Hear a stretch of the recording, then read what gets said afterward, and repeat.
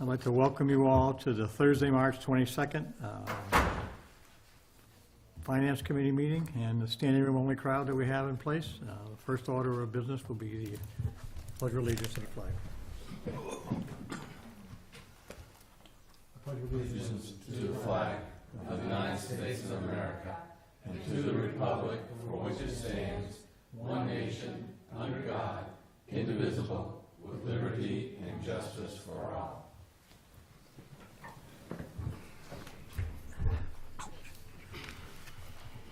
Okay, this is a public hearing, and I'd like to read it for the record. Pursuant to Section 6-6 of the Charter for the Town of Mashpee, the Finance Committee will conduct a public hearing on the fiscal year 2019 operating budget of the Town of Mashpee, submitted by the Town Manager. Said hearing will be held on Thursday, March 22nd, 2018 at 6 p.m.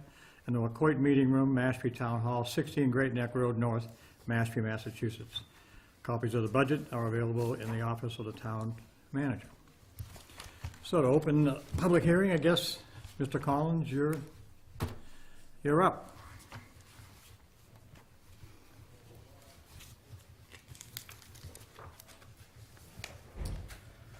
I don't know if there's any particular questions that anyone has, but obviously I stand by the overview that has been provided to the committee, and I want to say that I was very pleased at the end of the process to say that we were able to reconcile a budget with the school committee.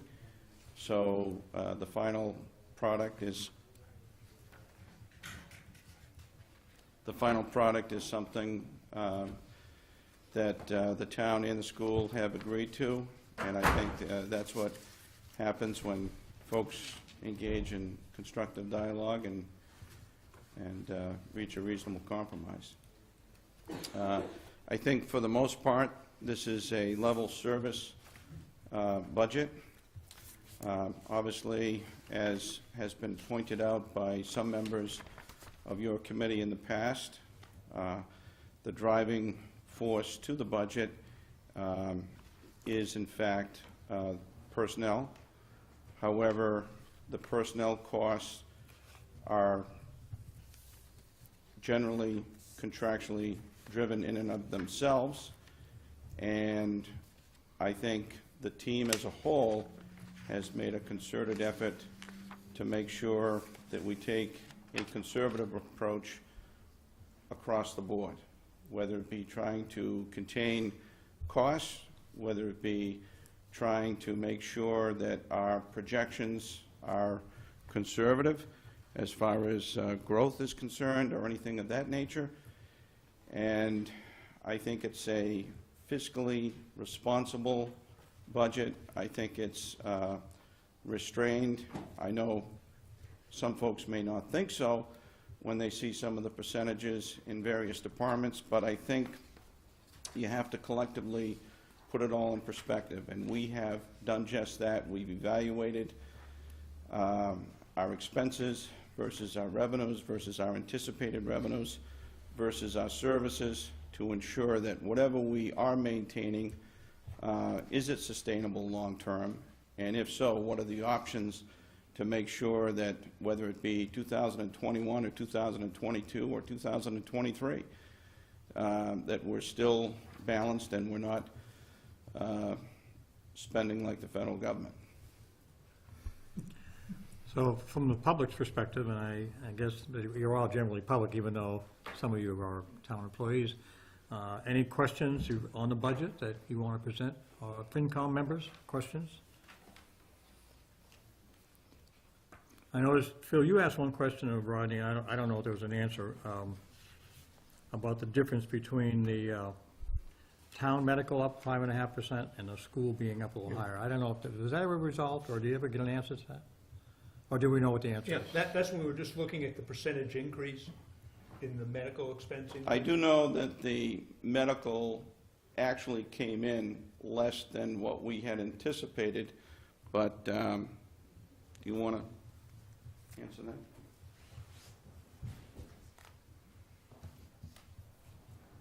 The reason for the difference is that the projected budget is based on what we know today.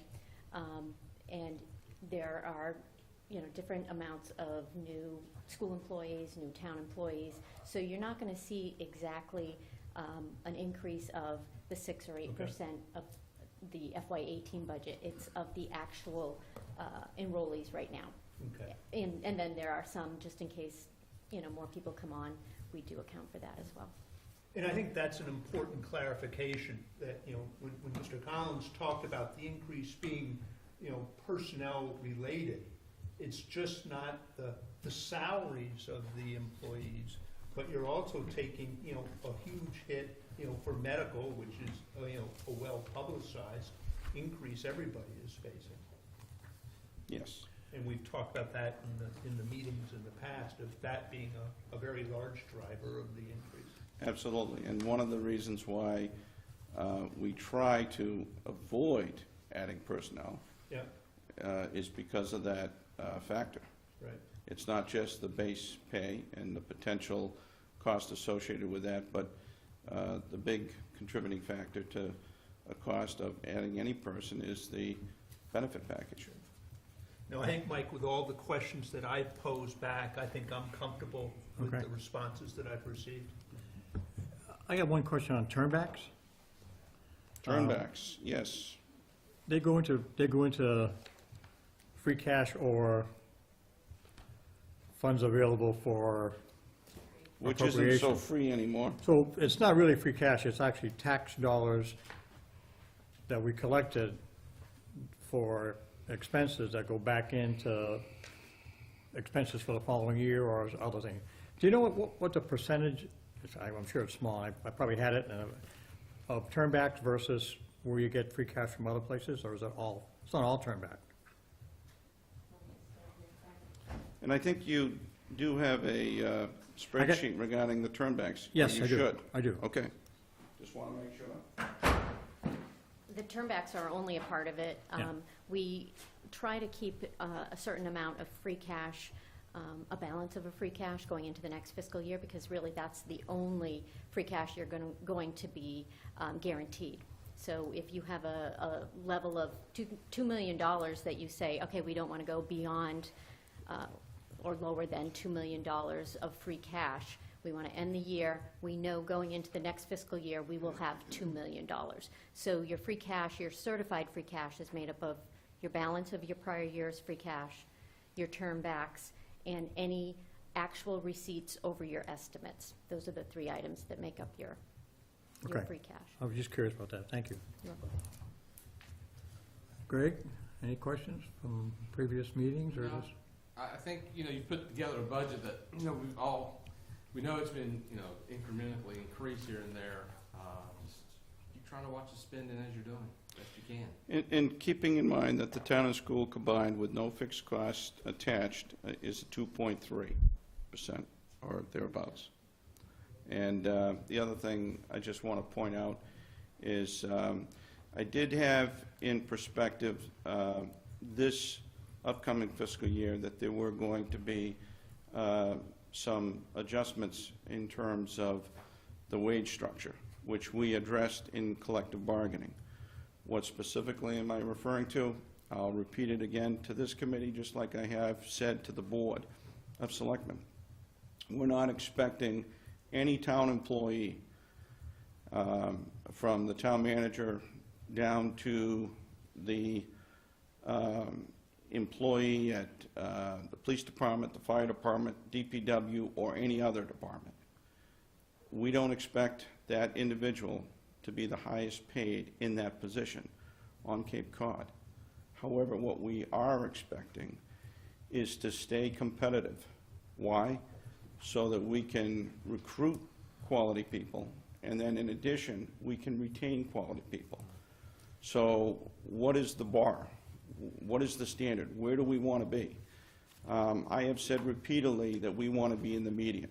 So if you take 15 towns on Cape Cod, somewhere around 7 or 8 is preferably where we want to be. And if that number gets closer to 15, if we're 15 out of 15, we've got a problem. If we're lower than that number, then we don't need to be focused on adjusting any pay structures. So with that in mind, and I just want to point out to the committee in that spirit, those collective bargaining agreements were adjusted with that litmus test. So, in other words, we've made those adjustments, and this has absorbed it. And considering what we came in with last year for an increase, and coming in this year with this figure, I think that's overall pretty good, especially satisfying the bar that I just described. Phil, how are you? Jeff? Good. Anybody from the public have any questions? Anybody that works in town want to take a chance on taking riding on here? Okay. If not, I'd like a motion to close the public hearing. Make a motion to close the public hearing. Second. Phil? Yes. Yep. Yes. Yes? Yes. Okay, thank you very much. These, by the way, these are the highest paid members of the Finance Committee that are here tonight. Okay. All volunteer. Yeah, all volunteers, making sure you understand, we're all volunteers. I'd like to, have you had a chance to review the minutes from the previous meeting? And if so, I'd like a motion to approve. So move. Second. All in favor? Phil? Yes. Aye. Yes? Abstain? Yes. Okay, great. I don't have any, appointments and hearings. I'd like to introduce the folks in the audience as well as the folks on the dais here. That's Darlene Furbush, who's had a pretty good background in finance. She knows the town. She's been a member of Mashpee for, 1902. Yes. For a long time. She's a resident in New Seabury, and her husband's also involved in the town. And it's nice to get people that are willing to step up, realizing that it's not an easy task to be on a volunteer committee with some of the time you have to spend. So I'd like to welcome Darlene. You want to say anything? I just want to make sure they know who you are. Thank you, Mike. So thanks for joining us. I appreciate it. Carol, I don't think we have any Kathleen communications right now or correspondence. So I guess it's time for us to get into the remainder of the warrant review.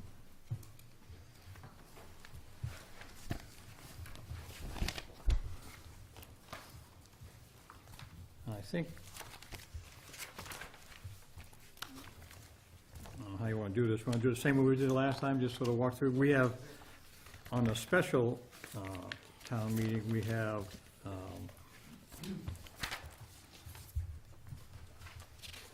we put a hold on Article 1 because we didn't have the final dollar figures. Kathy, we still don't have them, is that correct, or do we? No.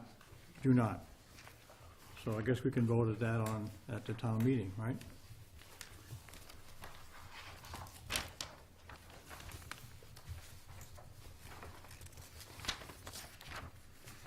And we put a hold on number 6.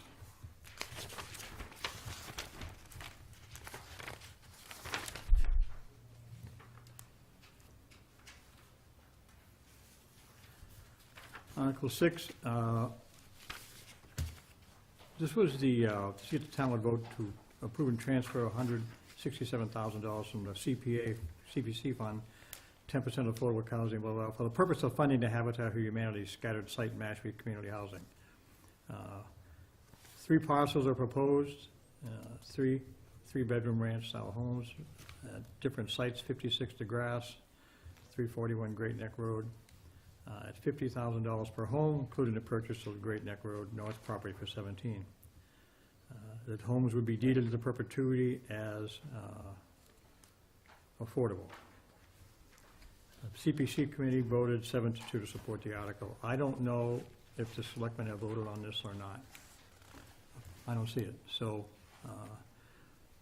we can either vote on it, or we can choose to hold and wait to see what the selectmen do, or discuss it. I don't know if you have any discussion. You know, we started voting before we had any of their other input, so Yeah, this, you know, I think we should discuss it. I think, if you're going to dollar for dollar, Habitat for Humanity is a great organization to partner with, and I think the town would be wise to help this whole thing out. Yeah, I'm not sure, I don't understand why the selectmen haven't voted. I don't know if Wayne or Rodney have any issue, any understanding of why they have held off on this. They voted on Monday night, right? They met on Monday night. They're gonna meet this Monday night, coming up. Oh, okay. So you want, I don't know what you want to do, but this is, the information we have is the information we have. Either we want to support this, or we want to get more information. I'm not so sure we need more information. Yeah.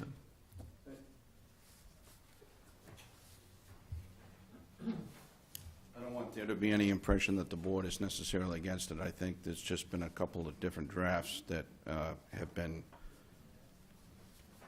at issue. Do you want to add anything?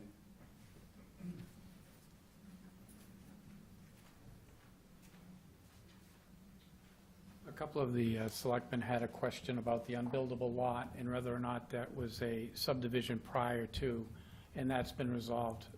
So with this Monday's vote, they'll probably take a position, favorable position. They were just unsure of the unbuildable portion of it. Okay.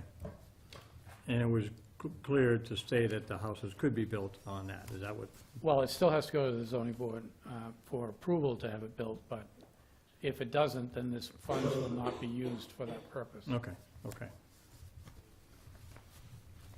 So I'm looking for some thoughts. We can either hold, we can vote. What do you want to do? I make a motion, we approve, or motion to vote for it, whatever is the right term. Okay. Second. All right, I'll start with you. Vote. Yes. Okay, I'm going to go yes. Yes. Yes. Okay. 4-1. I think that finishes the special. Just to clarify, I thought it was 4-0 with one abstention. What do I Yeah. say? You said 4-1. You said Oh, it. yeah, I'm sorry, yeah. So I meant to say, sorry about that. Yep, thank you.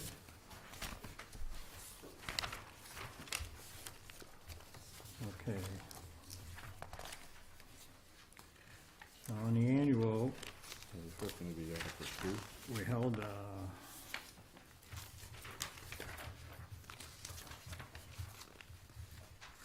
So we're looking, number 2, which is the town budget. Mm-hmm. Now, in the past, I think we've walked through, not voted on line by line, but we walked through and had discussions on a line-by-line basis if you had some issues. So how we should do it, I guess, right? And then we voted on the whole budget as a whole. yeah, I think we've done that in part because we've had the meeting, we got the chance to ask, the question. So I can read the lines, or we can just start asking questions about individual lines. How do you want to do it? I think we should, ask any individual line questions, and, Okay? I know I don't, given the discussions that we've had. Greg, any place you want to start, or I can walk down so we can just stop? That's a good idea. Just go down and see where we're at. Okay, so moderator, the department request was 200, town manager 200. Selectmen, the department request was 733.82, town manager 733.82. Finance committee, 165 was the department request, town manager recommended 165,000, sorry. Town accountant, 259,070, and the town manager recommended 259,070. Assessors, 279,867. Town manager approved 279, recommended 279,867. Treasurer tax collector, department request is 321,141. The town manager recommended 311,141. Yeah, just on that one, I said the foreclosures are up about $10,000 now. Is there a reason?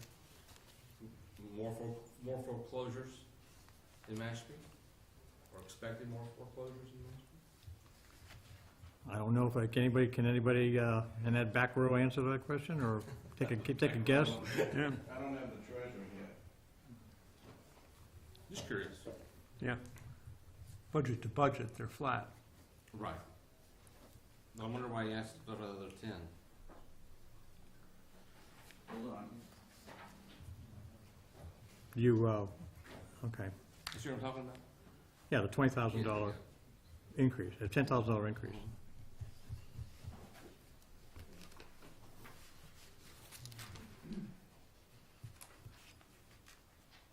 No, that's only in the request. Yeah, it's only the request. Yeah, right. Town manager approved 10.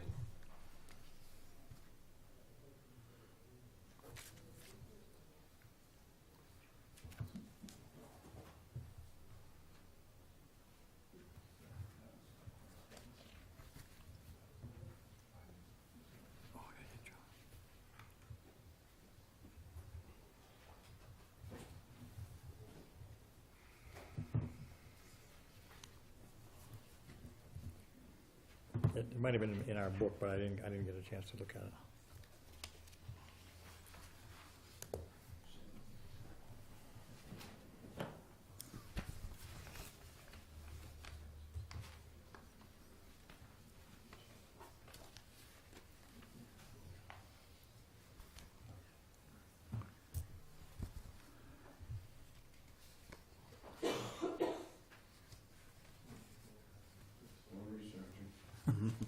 That's what I'm come back to it. Okay, we'll come back to it. Human Resources, the department request was $395,547, and the town manager recommended the same. Information Technology, request was $558,197. The town manager recommended $523,891.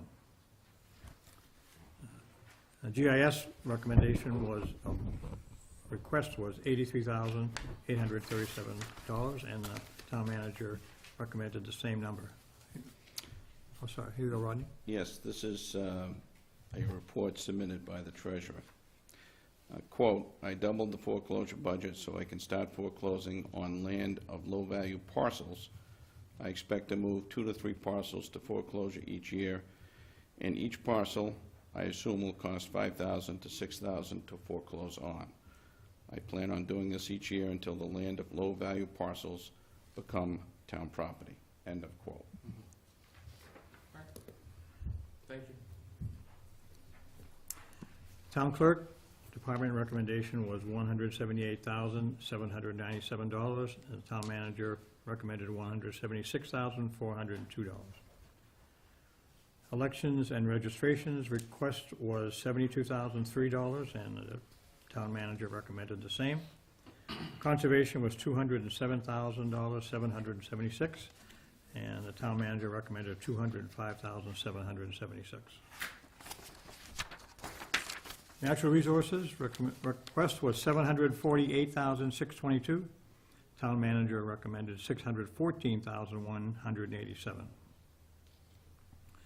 Planning Board, recommendation was, or request was $14,965, and the town manager recommended $7,765. That's a pretty substantial cut for a small budget, but it's half the money. Just curious. There's been a lot of discussion relative to whether or not they need a full-time assistant planner or a part-time planner in addition to a planner. What we have looked at is, quite frankly, what is the potential demands of a planner moving forward, not in the past, but rather moving forward. Right. Based on the demands, based on being consistent with the direction that we're trying to go, we've tried to avoid adding additional personnel, and we've also tried to lower some consulting fees where they may not be absolutely necessary. However, I do want to caution you on that planning subject matter. I think sooner rather than later, we're going to have to probably look at updating the comprehensive plan. I don't know that we can necessarily do that with the planner by himself, so we may need some funds for that purpose down the road, but that would be isolated in a one-shot deal versus a full-time person and benefits. No, thank you. Planning Department, $167,970, and the town manager recommended $117,655. Town Hall, $274,000 was the request, $264,000 was the town manager recommendation. Police, $4,657,461, and the town manager recommendation was $4,521,370. Fire was, the request was $3,894,648. Town manager was $3,893,556. Building inspector, $343,388. Town manager had the same figure. Tree warden, $425, and the town manager had the same figure. DPW was $21,381,500. School. I'm sorry, what? You missed the School, I'm sorry. Catherine, I just gave you a substantial increase. That is not what I Catherine, I'll give you back the $5 you gave me to say that. That was not totally Schools were $21,381,532. Town manager had the same recommendation. DPW, this sounds a lot less, doesn't it, Catherine? $4,656,933. Town manager recommendation was $4,552,554. Snow and ice was $116,570. The budget was $116,570. You guys know that's, I think, is that the one that you can just deficit spend, so, It is, and we still I know, I have a number. aren't done with the march that never ends. Street lighting, $28,000. Town manager recommendation, $28,000. Transfer station, $876,337. Town manager was $859,685. Cemetery, sewer was $35,200.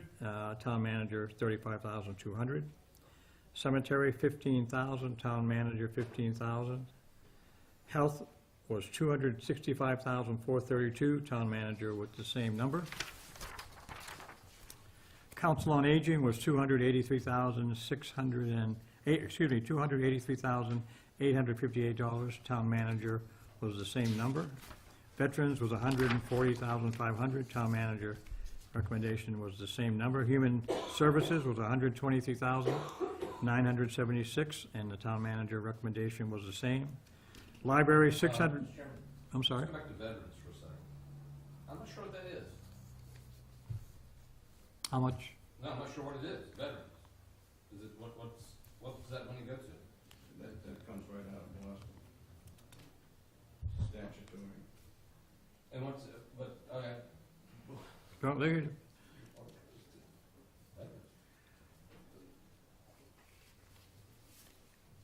I know, I remember getting the number on it.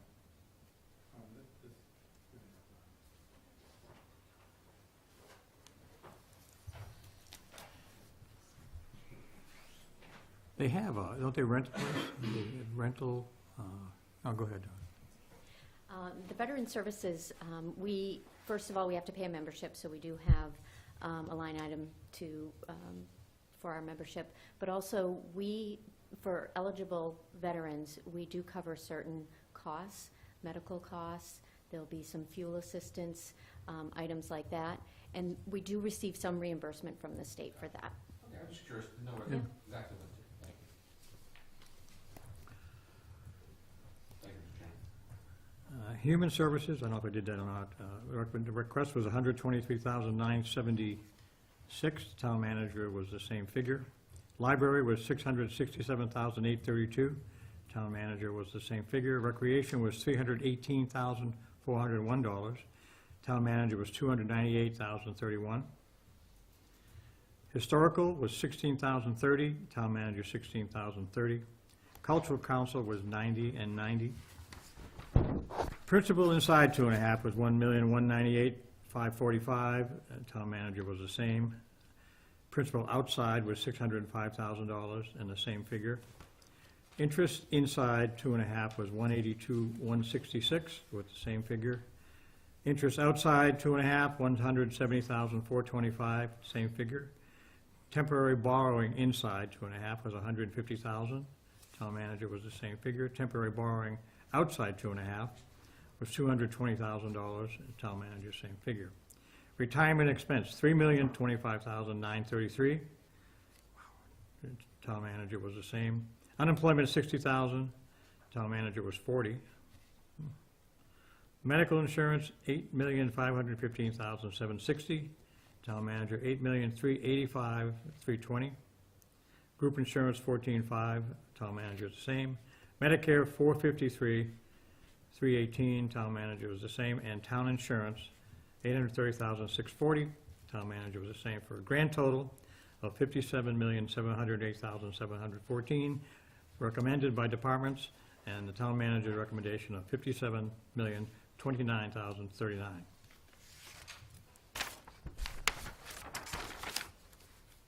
Absent any other questions, I guess I would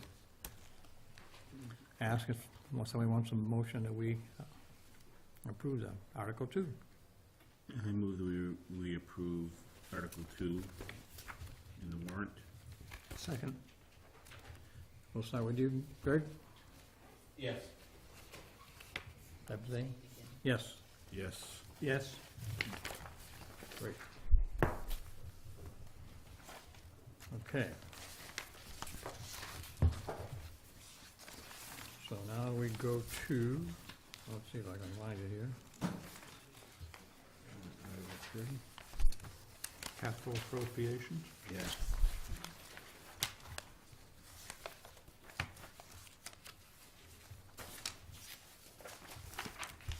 Okay, is it 4, was it? Is that what you said? 3. 3. The capital. Article 3, to see if the town will approve and transfer from available funds $75,000 to the Human Resource Accrued Benefit Account, or take any other action related thereto. It's necessary. No. You got the Article, what am I doing? Should be Article 3, which is capital appropriations. Did you skip ahead to the? Okay, let me get my,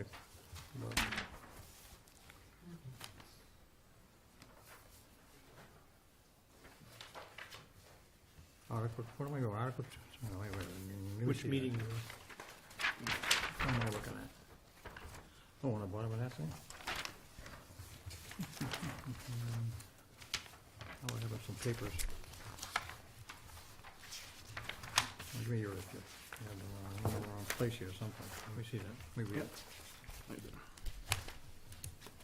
See if the town will appropriate and transfer the sum of $1,423,700 from available funds to various department capital accounts as specified in the chart accompanying this article, or take any other action related thereto. Okay. Capital improvement, I'm on that capital improvement committee. All of the funds that have been put into the budgets for the capital improvement are from available funds. If- Money that we have. Money that we have. Right. It comes from money available for appropriation, which used to be called free cash. Comes from ambulance receipts, if it was in the fire ambulance. I guess waterways is also another area where we get money from. So all of it, for the total capital appropriation, is from available funds. Do you have any questions on capital improvement budget? If not, Move we approve. Second? Bill? Yes. Yes. Yes. Abstain? Yes. Yes. Okay, so now we're on 4. Which we voted on. Number 5. Well, we can't, let's see, We can, and that's not complete. we Yep. can't do anything on 5 because we don't have the Right. snow and ice deficit money. Yeah, it That- hasn't stopped We can snowing vote, I think we can vote at the meeting before Yeah. the town meeting on that. Yeah. Okay. number 10, is that next? Is 10 next? I believe so. Huh?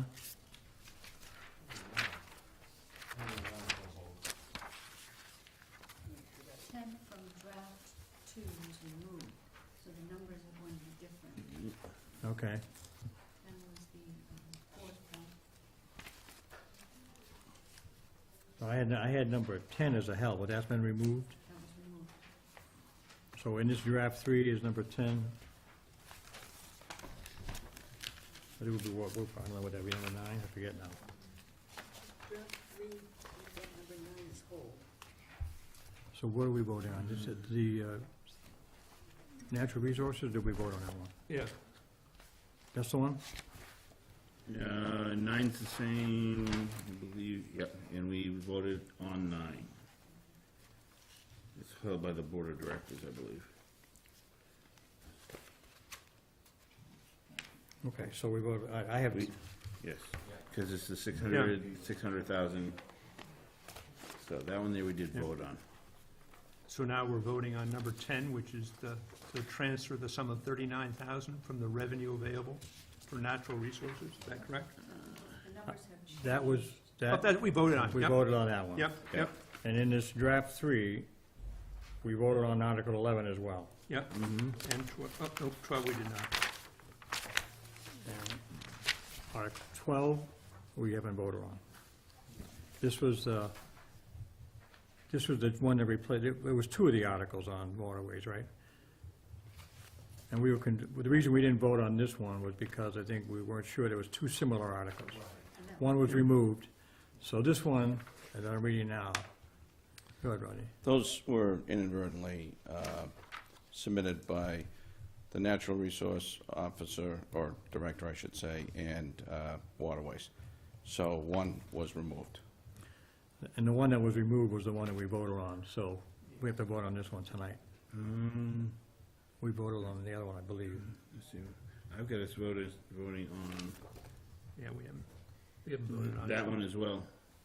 It was unanimous, that's the 19,000, that's the 19,000. This is It was a 25. 25, Right, yeah, we didn't, I don't think we voted on 25. right, we didn't vote on the Yeah, 25,000. we would like you to vote on Yeah. the article as submitted by the Waterways Committee, with the distinguished, Yeah. Article 12 with the distinguished chair present. Article 12 was number Right. 14. Right, and that one we did not. 14 was placed on Yeah. hold. Right, so Right, that's- yeah, Okay. that's, So we're gonna vote on the new Article 14, which is now Article 12, Right. to see if the town will vote and appropriate transfer the sum of $25,000 from the Waterways Improvement Fund to the Department of Natural Resource Equipment Expense Account for the purpose of purchasing equipment, hardware for maintenance of the waterways by the Department of Natural Resource Harbor Master, or take any other action related thereto. This is one that's obviously necessary to keep the equipment up to date. What kind of equipment are we talking about? Markers, buoys, chains, and obviously anything that's in the salt water. From anchors, line that goes, the painters that go from the chain to the float. If you're gonna, yeah, if you're gonna continue, Mr. Bates, It goes to any of the hardware that's required to maintain the waterways in the town. And some of them are lighted buoys now, and everything goes on a drift on occasion. Right. So there is a requirement to replace the hardware. It's maintenance. Very good. Thank you. You're welcome. I'll entertain a motion. Make a motion. We approve this. second, Okay. Is that with you, Greg? Yes. Yes? yes. Yes. I abstain. Okay. We believe we voted on the new Article 13 already. Yep. And we voted on Article 14 and 15. And I think we held on 16. So,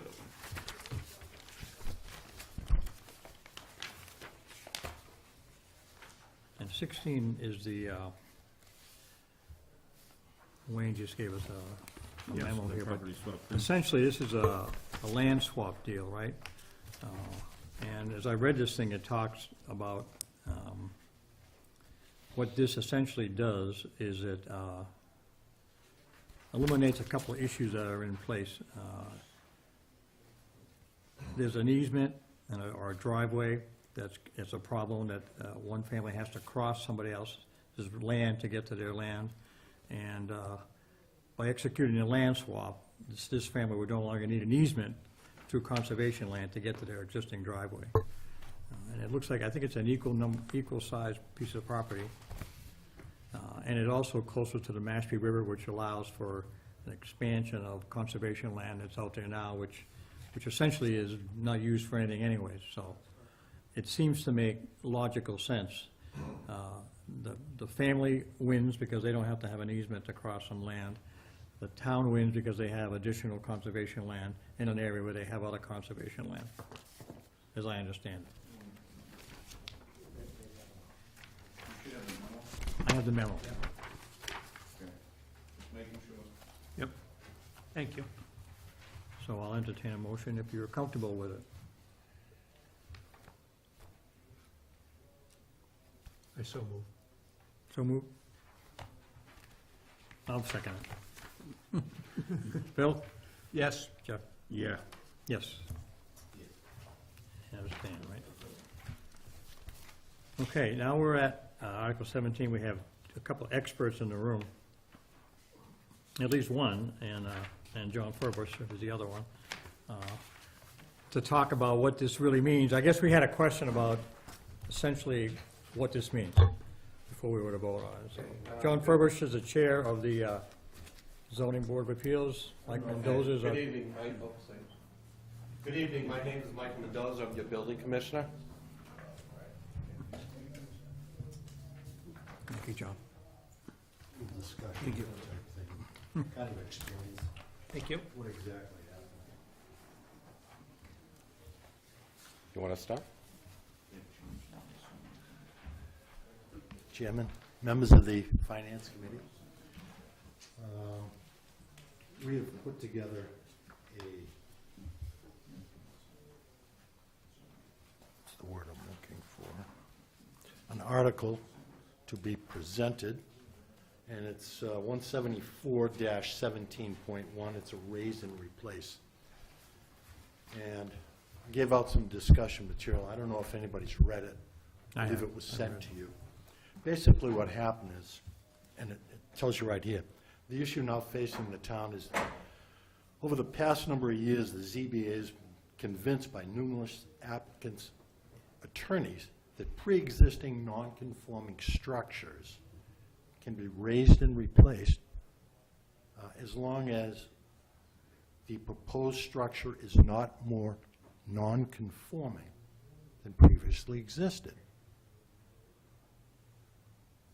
At this point, after so many years, the ZBA has set a precedent in these cases and have for so many years misinterpreted that bylaw with the help of some attorneys.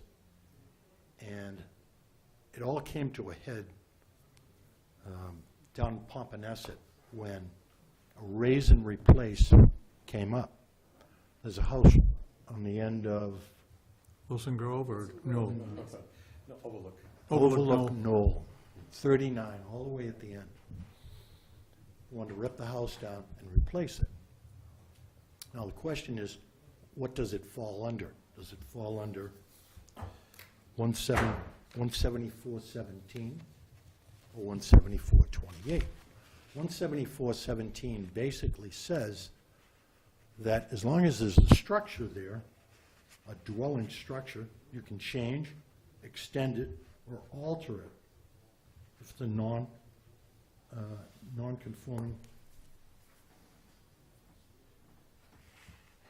structure, as long as it's intact. Once you take it down, it moves from 174.17 to 174.28. In other words, you lose all your grandfathering when you completely take it down, rip the house out.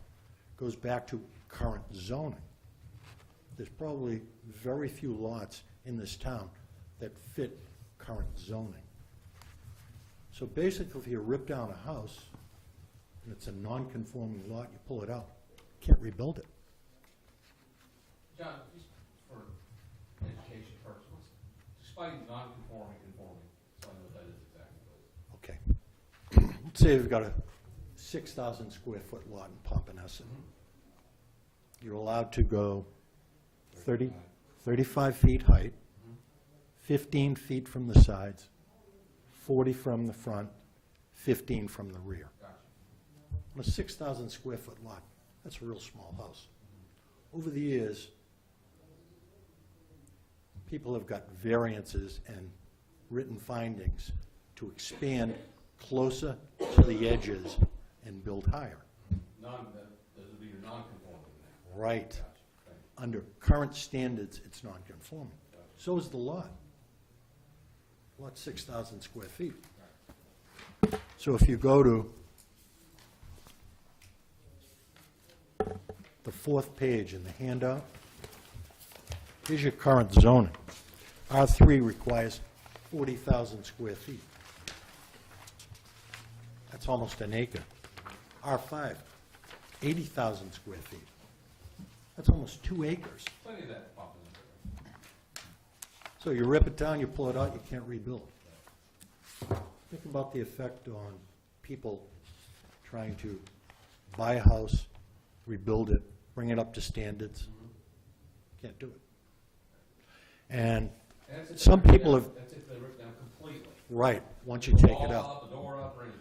Well, that's the question. How do you leave a wall up if it's a cinder block foundation? And then how much of it are we talking about? Yeah. Are we talking about 10 feet, 4 feet? Right. 2 inches?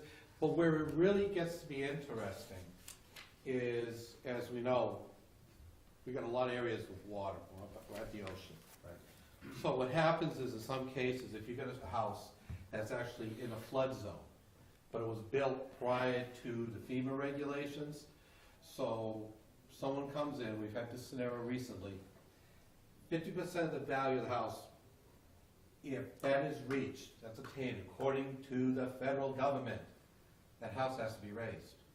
We had a situation because the fact is the person wanted to rebuild the kitchen. They want to redo it. The price of just doing that kitchen alone was more than 50% of the value of the home, not the land, we're talking about the house. So then, under the FEMA regs, that structure now has to be elevated up on piers. Yeah. So, now we've got a house, non-conforming, then now the federal government's saying, if you want to do all this work, you've got to tear it down. So the federal government is telling the owners they're going to tear it down.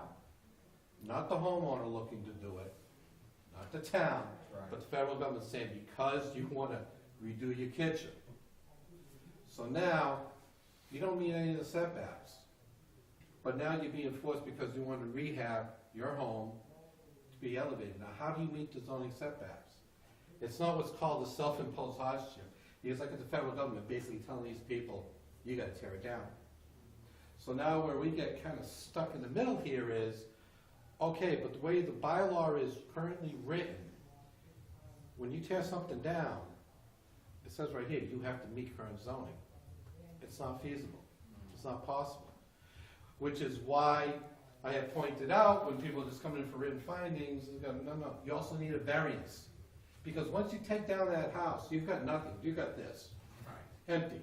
And then the other issue, as I discussed with the chair here, is who's to say, I tear it down today, but a family emergency happens where I'm not touching for the next 6 months, a year, whatever. Life gets in the way sometimes. So what happens at that point? How do we view that? How do we look at that? So this is the best way we can come up with addressing the problem, because if not, technically, a lot of the construction the town sees, which are tear down rebuilds, will stop. What happens to all those contractor jobs, all the subs? Revenue.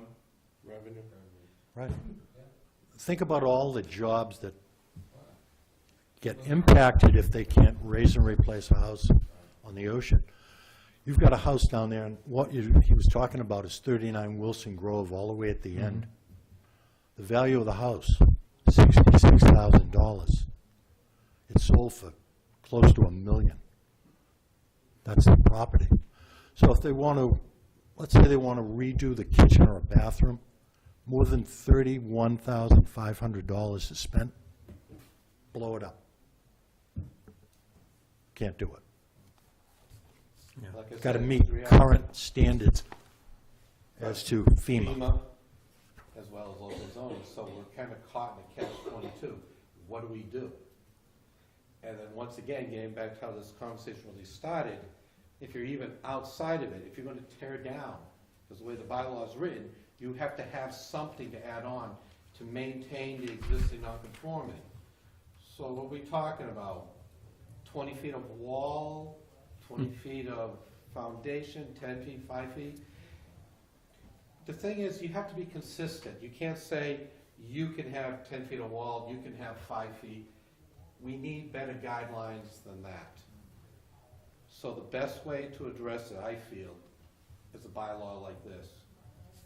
We make it a special permit, which gives the zoning board of appeals the ability to make the determination whether or not the applicant is proposing something more non-conforming or not. Let them make that decision. There's a group of 5 people making that decision. It's very, very hard to get a variance. You need to meet a bunch of different criteria. And if you turn to the last page of the handout, it talks about what you have to do to get a variance. And it really comes down to soil condition, shape, and topography. You need to meet one of those 3, plus some other things. In other words, you'd have to have a, let's say, a pie-shaped lot or an L. Pork chop lot or... Yeah, something like that. Soil Landfall, condition, rocky. let's say quicksand, rocky. Quickly rocky, Topography, let's say you're on a hill like this. backyard drops 200 feet or something. But you also got to remember that court cases will show that variances are easily overturned in court. They're the easiest thing for the judge to flip. They go the other way. So the thing is, we don't want it to be challenged. We don't want to be in that position because it's so easy, for that to happen. So the best thing to do is come up with something that both serves the town and the people that reside here. It's the best we can come up with. Yeah, if you look at page 3, this is the proposed bylaw. 174-17.1, it's a raise and replace bylaw. Basically gets around it by, we get away from the variance and we go into special permit. Which we understand where I live, a special permit. Right. So, just curious, from a historical perspective, everything that's been done in the past, you guys made decisions individually. Is there going to be any? Well, this was all Come back. pushed by the street again. Overlook Knoll. Yeah. They had 30 or 40 people here, 5 lawyers saying, can't do that. Need a variance. One thing led to another. Spoke with town council, town management, reviewed it with the building commissioner, decided to follow the actual literal interpretation of the bylaw the way it was written. And it does need a variance if they completely remove it. Yeah, yeah. They'd have to leave a wall to get into that 174-17 we talked about. And if I may, basically, you also have a fresh pair of eyes looking at this bylaw. I'm going on my 4th year here. So I'm new, basically. And I've read it. That's my interpretation. And for good or for bad, those attorneys concurred with my interpretation. It was also reviewed by town In council. town council, and it's like, okay, that's fine. But what do we do to move forward? Because a lot of things will stop. And the whole thing in my profession, whenever I work for a community, is you want healthy housing stock. because you don't want to move into a community where we've got a lot of dilapidated buildings. We've got run-down buildings. We have buildings that are not kept up for whatever reason, whether it's because of people or it's because of the regulations of that community. We want to maintain a healthy housing stock, and I think this is a great way of doing it. I would agree. Question, just a last question. Other towns on the Cape, have they gone to this issue, or are they dealing with, they haven't quite come to that issue? I've spoken with 2 communities. One is similar to what we have, and it's either you make it or you don't. And others, Okay. Yeah, they stand by it. You Yeah. have to leave a wall. you know, Not sure why that makes sense. So, just a quick question. Let's say, this happens and someone wants to tear it down and rebuild, right? The property, right? Is that what you're talking Yep. about? correct. Gives a go-ahead for someone to tear it down and rebuild without falling into all these variances today? Right. Right? What's to keep someone from building a McMansion right there versus a smaller? Well, the current, And that comes before you anyway to get that, right? Correct. They would. They still, that's what I was stating earlier, whether it's a variance or a special permit, it still needs to go before the zoning board of appeals. Gotcha. This is not giving me the authority. Don't want it, okay? I want to be clear about it. Don't want it. It's better when you have a group of people who have different perspectives, you know, and they all have a way of looking at the interests of the town. And that's the way it's gonna be. And like I said, the way this is gonna be written, it's up to the board to make the determination whether or not, you know, this is a good idea. Are they making it more non-conforming or not? That's really what the key comes down to. really to answer your question, go to page 4 on this. It's the table of land space requirements. Look up on the left side, choose residential districts, R3 and R5. First column, size of the lot, 40,000 square feet. In R3, 80,005. Frontage on the street, 150 feet. Now we get into it here. Front setbacks, 40 feet. Side, 15. Rear, 15. Maximum height, 35 feet. Stories, 2.5. Lot coverage, 20%. That's footprint. Right, gotcha. So that's what stops All right, thank you. mansions. And then once again, don't forget, part of the reason for this raise and replace, what the board's gonna be looking at is the applicant, what they're proposing to be bigger? I mean, bigger meaning more in violation of the zoning setbacks. Not more. Well, not more, Detrimental. right, not more detrimental. So that's the key. So, in answer to your question, maybe my answer is, well, fine, but how's it placed on the lot? Is it becoming more of a detriment or not? Right. The board will make that determination. Closer to your neighbors, too high, too far back, too close to the street. Thank you. Any more questions? Phil, Jeff?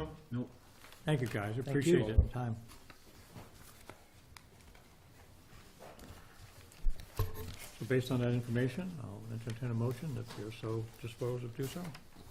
Make a motion to approve, vote on it? Second. Bill? Yes. Jeff? Yes. Yes? Abstain? Yes. Okay. Let's see where we are. We're on 18 now, is that? Yep.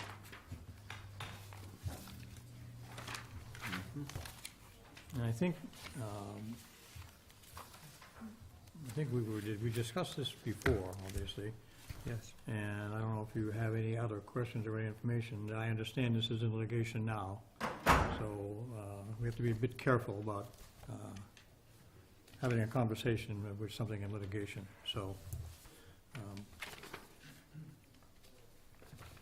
Article 18, I'll read it if you want. See if the town will vote pursuant to Mass General Law, Chapter 40, to authorize the Board of Selectmen to purchase an 80% low-income restriction on real property identified as 37 Center Street, the Mashpee Assessors Map 36, Parcel 47D, using general funds, Community Preservation Act donations, and/or other sources of revenue, and to authorize the Board of Selectmen to prepare and execute such agreements, deeds, and other instruments necessary to effect such transfer upon such terms and conditions as the Selectmen shall deem to be in the interest of the town, or take any other action related thereto.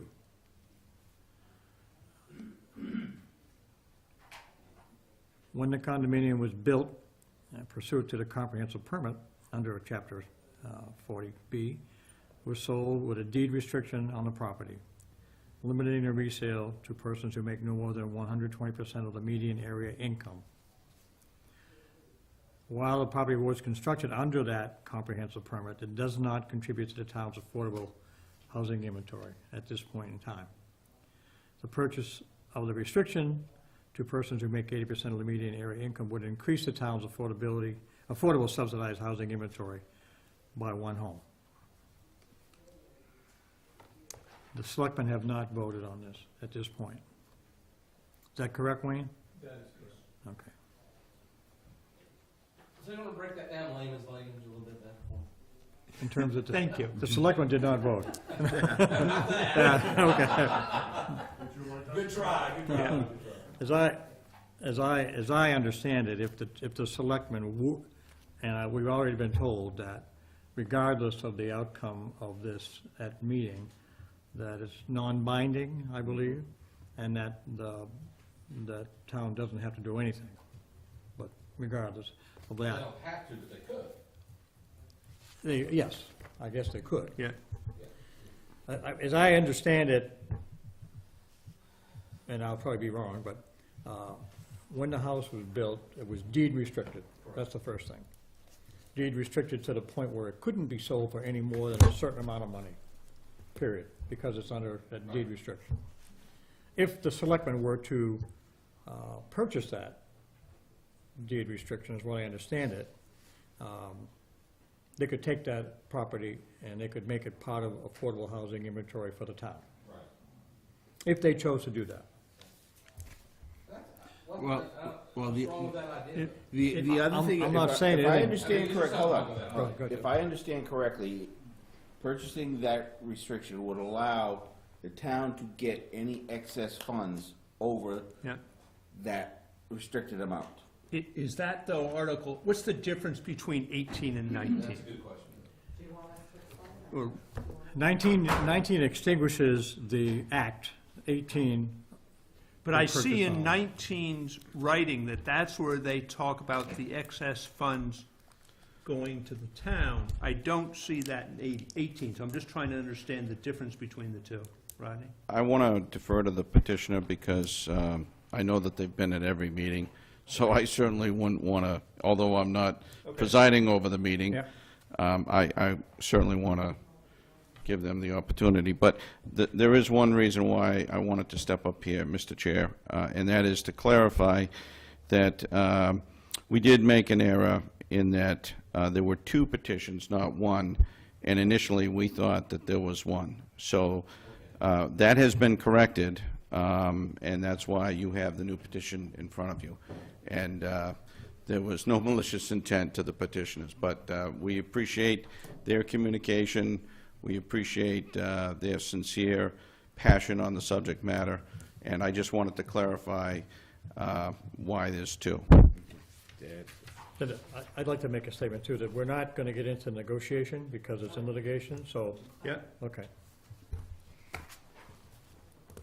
Just the facts. Friday to say. So Paul McRyan? Hi, Katie McBride, 37 Center Street. The difference between the two petitions is just two different ways of handling the situation regarding affordable housing and moderate restricted homes. Moderate restricted homes do not count towards a subsidized housing inventory. They do not, no money is received by the town for the moderate home, whereas affordable there is. If the, I think 18 is the purchase. Yes. Okay, so basically what that is taking a restriction that's currently on the property, a moderate restriction, and turning it into affordable. I believe the town of Mashpee is at 4.7% of the 10%. That's the ideal for towns in Massachusetts, and it would just be adding one more one more home. There were 6 moderate restricted homes in the town of Mashpee. 3 have fallen off due to foreclosure. So there's 3 left. So what the benefit for the town is on this one is that they would gain 1 more property for the inventory, and they would also gain the subsidized housing tax credits for an additional home. The other one, which is the number 19, release of the income restricted, at the time of sale, if the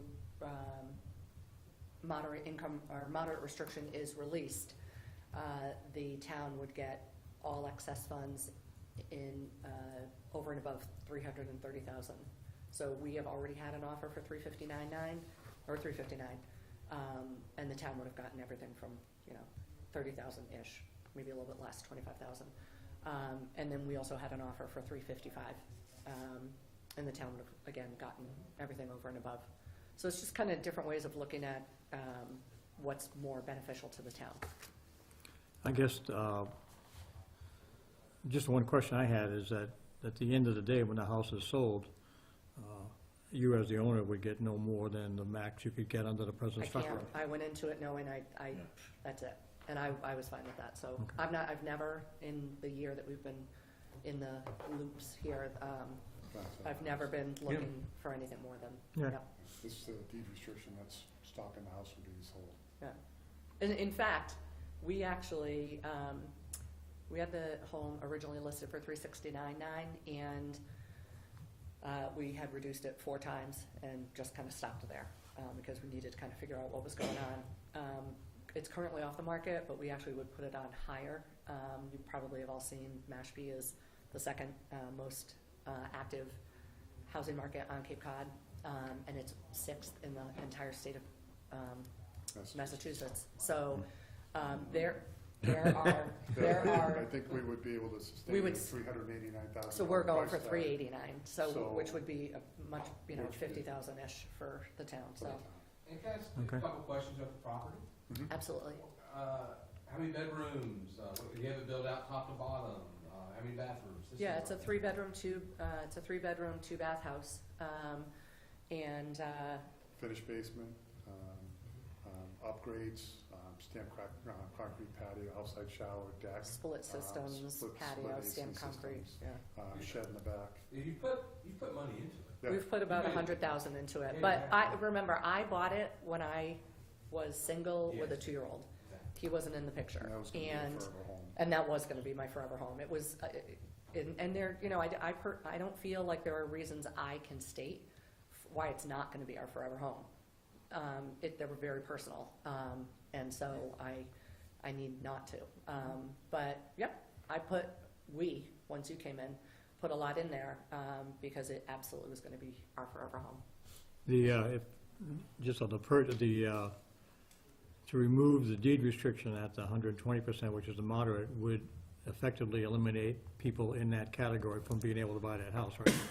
So we needed to send a letter to Gail Kelleher at the Housing Assistance Corporation of our intent to sell, and she had sent us back an email within about 2 hours saying we're waiving the 90-day window. We have not had a moderate eligible purchaser in 4 to 5 years.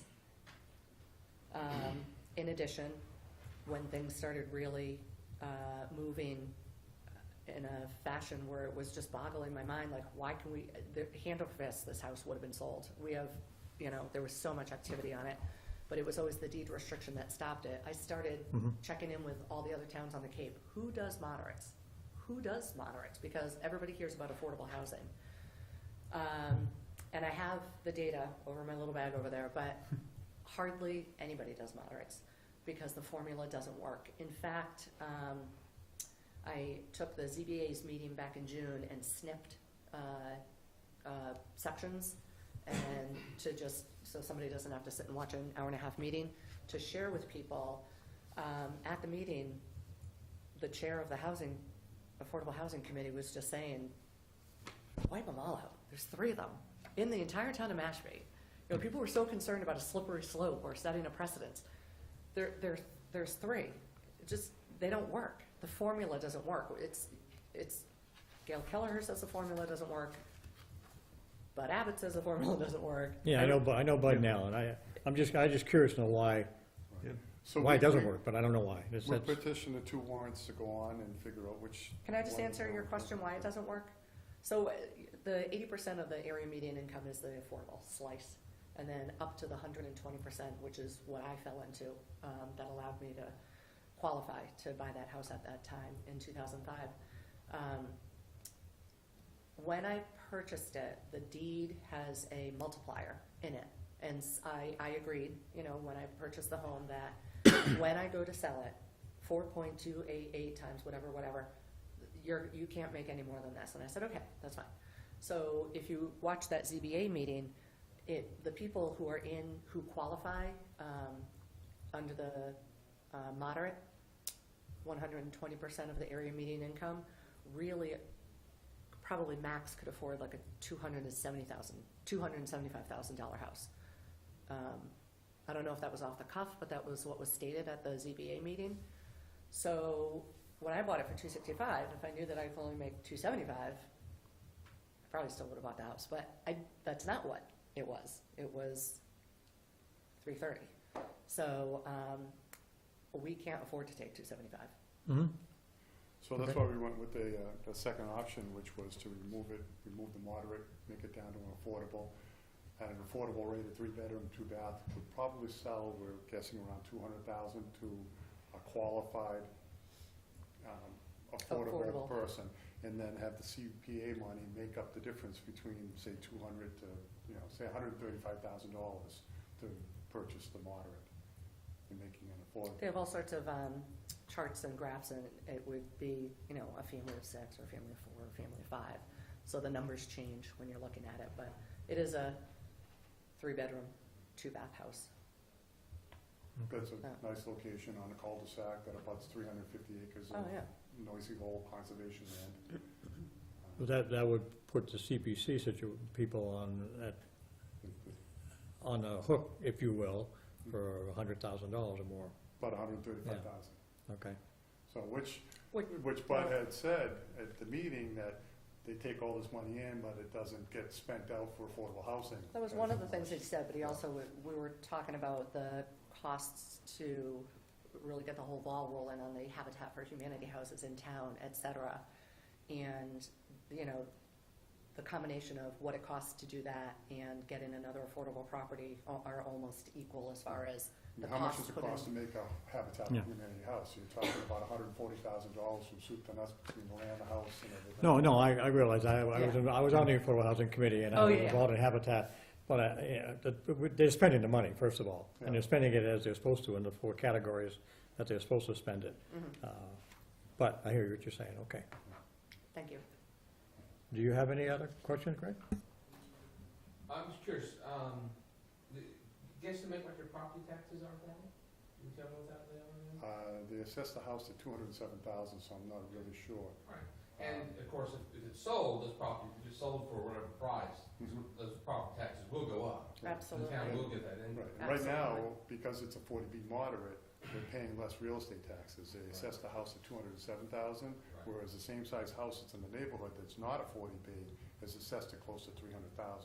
So by removing the 40B, we'd be reassessing the house for more real estate taxes. And you're within the guidelines of your contract, correct? In other words, you can sell it for X number of dollars. But I can't, I'm But you can't make it above that. Right, Correct. nothing, So, yeah. what, did you say 336 or? 330. 330,604 is the last Okay, figure we. so that's your But number. it's, yeah. Yes. But if it's sold for $500,000, the town will get that money. The town will Correct. get that. 300, whatever, the above market Whatever value. above what we can leave with it. And that's what the contract was when you signed it. Correct, And so everyone knew that when you signed it. Someday you could, right, that could happen. right. And on top of that would be 2.5%, which would go to fund HAC, and 5% for the real estate. So by removing the 40B, the money that would have gone to HAC as a monitoring agent would now go to the town. Say 9,000-ish Because, or so. But that's not contractually set up, that would be on, there's no contract that suggests that money has to go to a town. There's not, you're not contractually obligated to do that. Actually, No, I think, I feel I'm like, not sure, but I mean, I think that's what, by removing the 40B, the money would have to go to the town. Okay, all right. Yeah, there's no, there- 330,000. I mean, that, I started questioning myself when you asked me that question, but there's never been, I feel like there is, but I can't say for sure, but there's never been entertaining any conversation other than, Okay. that is exactly where the money would go, is back to the Okay. town. Jeff? No questions? Bill? No questions? Thank you. Thank you very much. So, Mr. Chairman, my question is, I mean, you got two things here. Which one is, if you vote for yes for one and you vote no for the other, or do you vote yes for both and let the townspeople decide? Or do I vote no for both, whatever you want to vote, but is there one more advantageous than another? I guess that's my question. Or is it split in I half? mean, I guess, just from my perspective, one would give the house, I would give the town one more home in the affordable housing percentage, and 10%'s a state recommendation. Right. I don't think we're ever gonna get there probably, but, so I'm not, that would benefit the town by one house, but I'm not so sure it it's gives in. the town an option. Yeah. So if town meeting were to approve this one, and they approve the other one, it would give the town an option, really, what to do, if they want to do anything. Is that correct in saying? It would give, I guess, from what, again, I've not had a chance to talk to the council on this, but what I understand, regardless of what happens at town meeting, the decision will be made by the Board of Selectmen whether they wish to follow what the town meeting suggested that they do Right. or not. Right, I get that. So, that's how I believe it's set, and without talking to council, so. We can vote on these articles? So basically, the way I'm looking at it is financially, what's best for the town regarding these two articles. And for me, what's best is to approve both of these articles. It makes Okay. the most sense financially for the town to be able to have the owner sell the property, get as much as they can for it, get additional revenue for the town, and as an added benefit, get an additional piece of affordable housing. Okay. Bill? No questions, I'm all set. I'm all set. Then I'll let you- Are you all set? Huh? Are you all set? I'm all set, yeah, I mean, we all recognize as we sit here that we are an advisory board, Mm-hmm. Yes. and we're advising the residents of the town who are the voters of the town, actually, to make what we think is the right decision. We don't know what the selectmen are gonna do. And the vote on these, I thought we said at one time one was 2/3 or not, or is it 50%? What's that? You know, when the town votes. Approval of the town. On the petitions, I think it's, Oh, in terms of what the percentage of? Yeah. Oh, I would think it should be a 2/3 vote, I would think, Yeah, I think, I'm Okay. not positive. yeah, I think the petitions are the majority. If it was a bylaw Simple change. majority is, Yeah, Okay. well, this will end up being, yeah, I hear what you're saying. This would be a bylaw change, I think. Yeah, I'm empathetic to these folks. I mean, I understand how she got the house. A lot of people get houses in their situation. But things change over time. They've added value to the house. And I think they've done what they can to try to make it fair for everybody. And she, she can't get above a certain amount of money. I mean, Yeah. she's contracted in, I guess, their agreement. It can go so far, and it comes back to the town above that. yeah, and this rating of the house is preventing it from being sold. Correct. yeah. Okay, I'll The let you, town can get more tax money out of it, sold at a higher price, and valued at a higher price, so. I guess all I will say is I don't know if it's contractually obligated or not, because I've not seen any data that would support that. I'm not saying it's not, you're probably right. I don't have enough information on that aspect of it Right. to feel comfortable, but I'll entertain a motion. So anybody who feels like making a motion, I move we approve Article 18. Article 18. That's it. Bill? Yes. Yes. Yes. Yes. Abstain. 4-01. Yeah. Now, Article 19. All right, I make a motion, Mr. Chairman, that we move to accept Article 19. Second. Any further discussion? Nope. Yes. We'll start. Yes. Yes. Yes. Okay. It was right on that one. Dinner time. Okay, I think we have completed the warrant. Thank you very much. I'm sure you guys spent a lot of Thank you. time at meetings. So,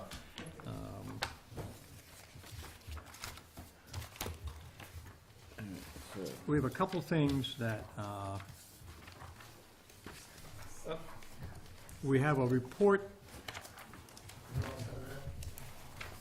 I'd like Wayne to stay. Yeah, I'll get in the car. Who do I sign? so we've got all our recommendations done. Yeah, thank you very much. Thank you, gentlemen. Just to give you guys an update of where I am, guys and gals. Terry and I sat down, I don't know if you've seen this or not, Terry, but we have a report to write. And I'm certainly willing to step into it and do whatever I can to get it started. But what Terry and I did is we walked through, it's the report that we presented in the book. And I kind of, with her thoughts as well, expanded on a little bit of things, because people in the audience don't necessarily know what the special town meeting is and the annual town meeting is. So we've defined that. And we've done a little bit more work on explaining things like the reason, here's a good example. Finance Committee's mandates by the Mashpee Charter is a requirement that the FinCom project a tax rate based on a budget presented. And then we did the word project being an operative word because we're trying to tell you in May what the resultant tax rate is going to be when it's established in November without knowing how much state will provide for aid and the final municipal non-property tax revenue. So we're guesstimating.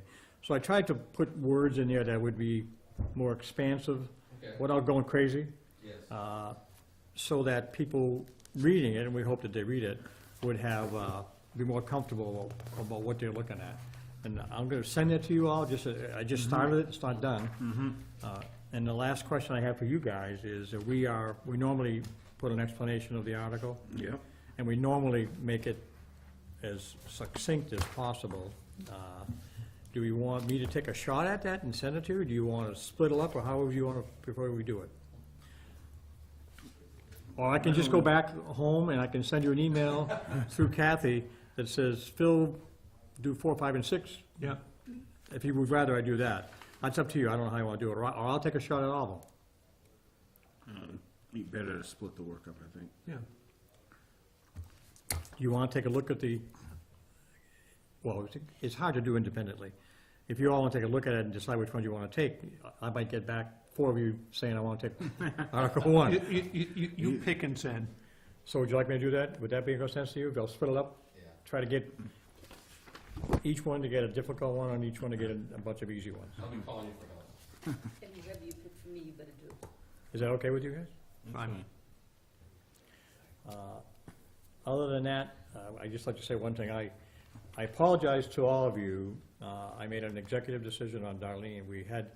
We advertised, we went out and looked for people to see if they wanted to become members. And, I think people are busy.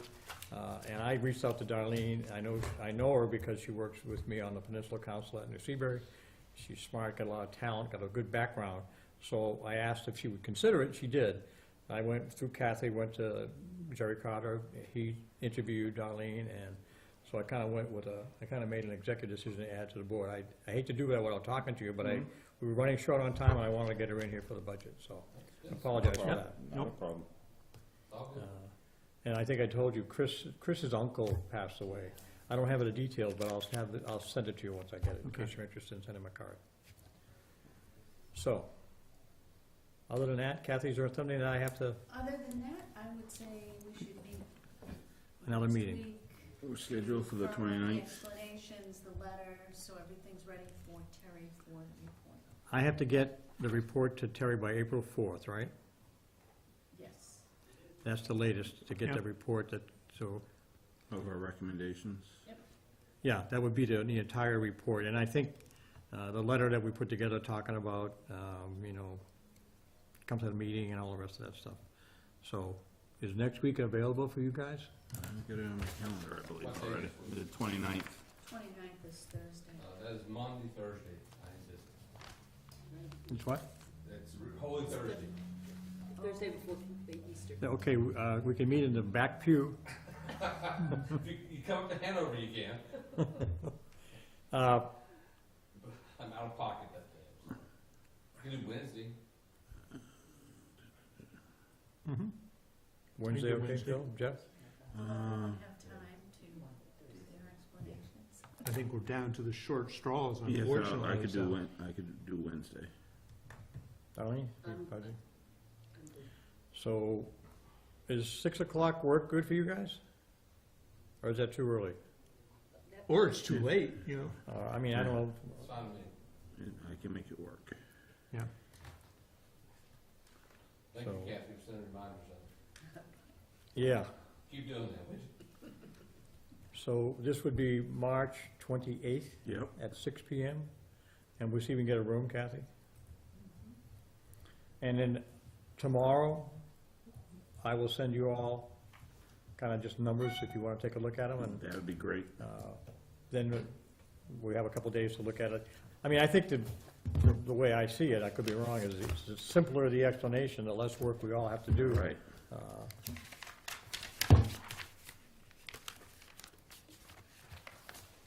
I guess we're off the air too, aren't we? I don't know, the lights have been off since. Yeah, flight's been Are we great. off the air? I don't think so. Do we have to, I just saw the, yeah. I think you have to press the button again. I thought he would come in if we were off the air.